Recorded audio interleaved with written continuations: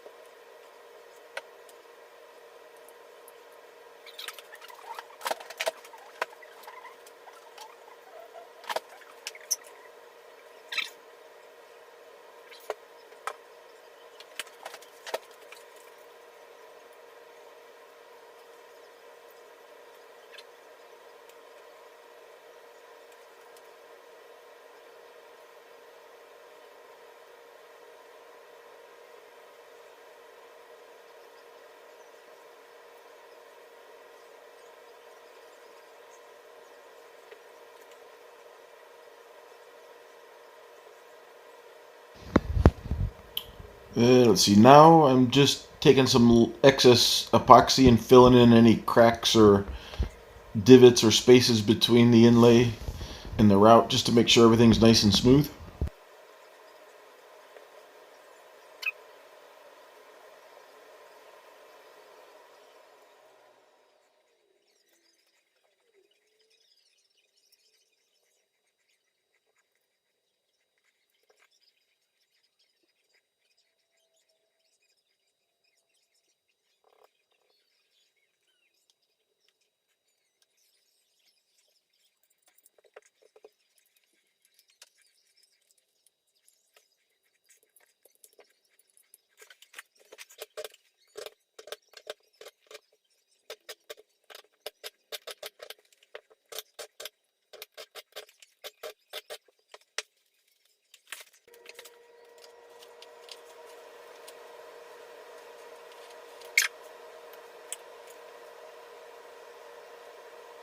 So here I'm getting ready to make a set of my own inlays. The first three sets I bought, and they're already the correct size. They just show up with the right stuff. But I bought a sheet of the correct ABS celluloid material, and I have little template shapes here of each of the inlays, and so I'm trying to see how it works if I can cut them myself, because if I can, I can save about $20 per set for the inlays. And so I take these little templates, these little wooden templates that are the shape of the inlay, glue it to the plastic with some painter's tape so it's not permanent, and then individual I'm going to take each one of these shapes over to the drill press and then sand them smooth using a robo sander.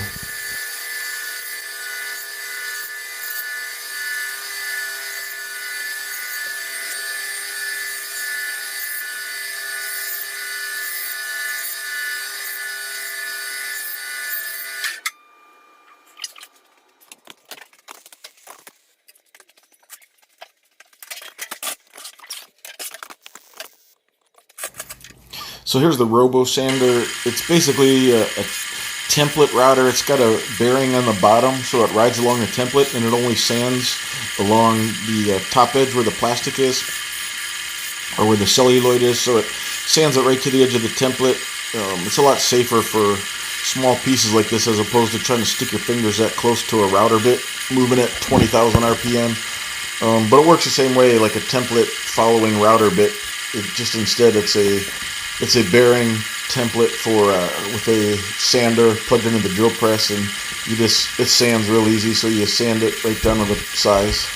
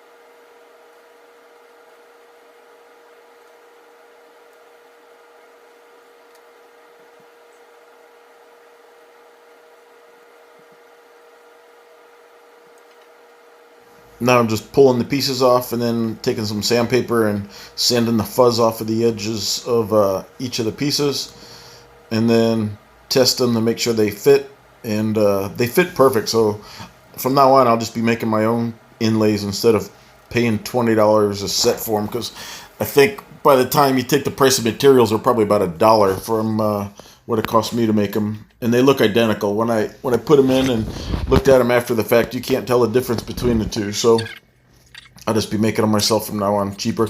I'm sure the people that sell these use a CNC to cut them out, but for 5 extra minutes, I'll save $20. So here you can see what the epoxy glue looked like before I sand it, and then here's an example after I sand it. I need to go back now and sand all the epoxy from around the corners after gluing the inlays in. So here I'm just taking a razor and I'm scraping as much glue off as I can before I start sanding, just so I don't clog up all my sandpaper.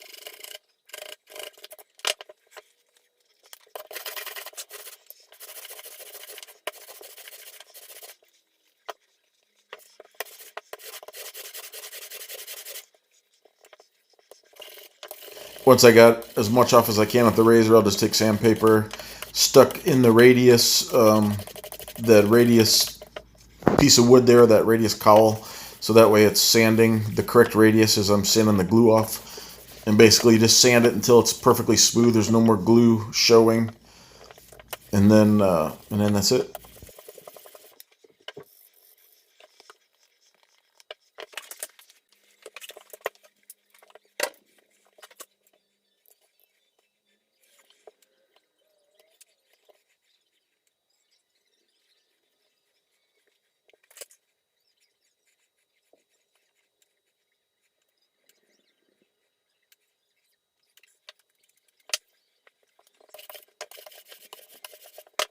After everything's sanded smooth, you can go back and see if there's any little cracks between the inlay and the router, the pattern, or the what do you call it? the recess where the router routed the pattern. Basically, I take some rosewood dust that I saved from sanding, and I fill the void with dust, and then I put a drop of thin CA super glue on it, and it dries almost instantly. And then when you sand it smooth, it looks just like the wood. You can't tell the difference. Basically, you go through and just make sure that there's no voids, no cracks, little divots, anything like that, just from wood grain or from the router. Fill it with rosewood dust, drop a glue on it, and you're good. Once everything's all cleaned up, then I got this little razor here that's the exact width of the fret slots, 0.023, so 23 thousandths of an inch. And I'm just going through making sure there's no glue squeeze out in the fret slots, making sure there's no sawdust in there, so everything's nice and smooth on the inside, so when we go to fret it, everything will go in clean.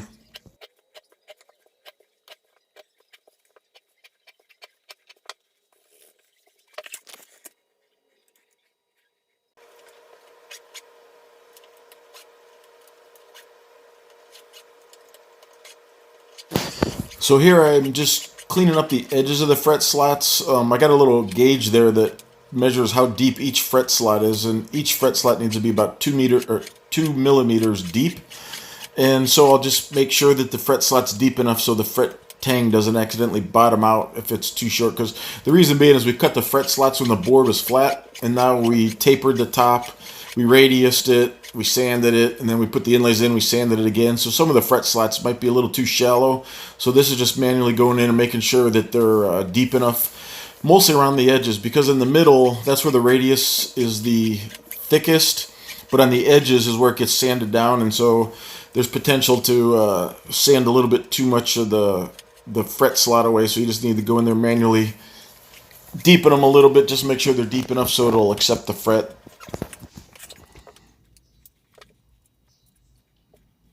Now I just got a little a V-shaped file, and I'm just filing the top of each fret slot, just tapering it. So the reason for that is when you put the fret in, a tapered V shape at the top of the fret will help the fret slide in nice and easy. Plus, if you ever need to pull a fret or refret it or anything like that, you can pull the fret out and it won't chip the fretboard away. So it only takes 5 minutes to do, but it'll make any rework or fretwork in the future easier.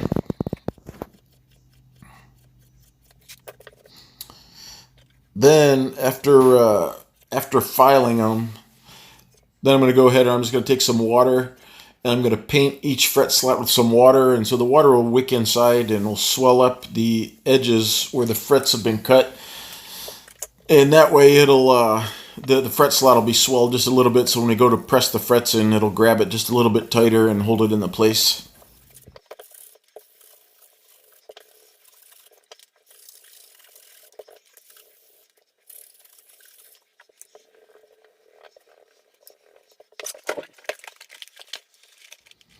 Let's see. Actually, before I put the water in, I forgot. This is I'm just sanding the fretboard. This will be the last chance to sand everything smooth, because once the frets are on, then obviously you can't do that. So I'm just going through 220, 320, 400, 600, and 800 grit paper. So that way, you know, the fretboard is perfectly smooth. There's no scratches in it. Everything will be in good shape. So after the frets are in, then at that point, the only thing you can really do is, you know, do a little bit of polishing and stuff, but you can't sand along the length of the fretboard anymore at that point.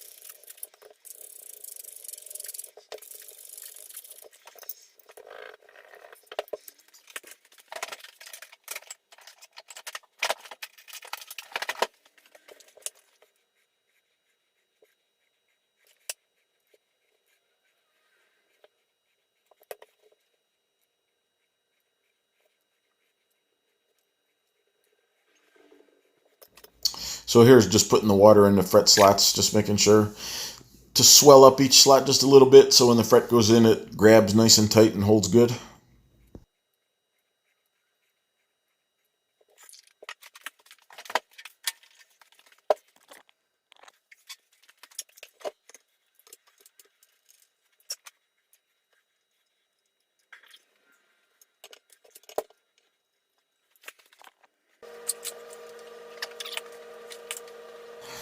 And this is a new way of putting the frets in for me, but it works a lot better. So I used to pound them in with a hammer. And Dad, you probably remember when we did your guitar, having to pound each fret in. As you pound one end, the other end pops up. And as you pound that back in, the other end pops up. But having a fret press like this actually puts the fret in one smooth motion.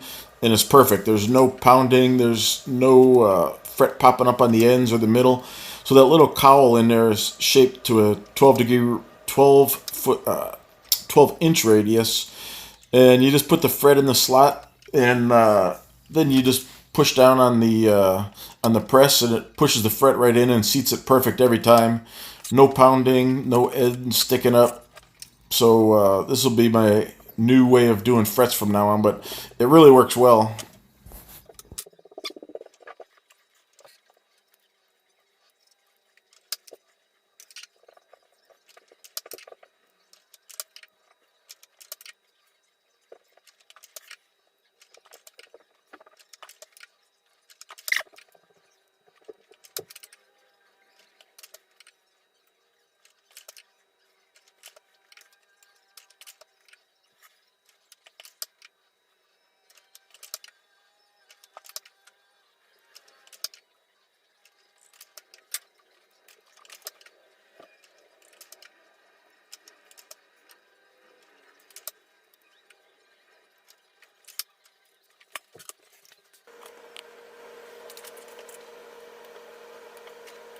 And the last step in this fretting process for this video is just clipping off the nibs on the end, so all the frets are perfectly, at least even with the edge of the fretboard.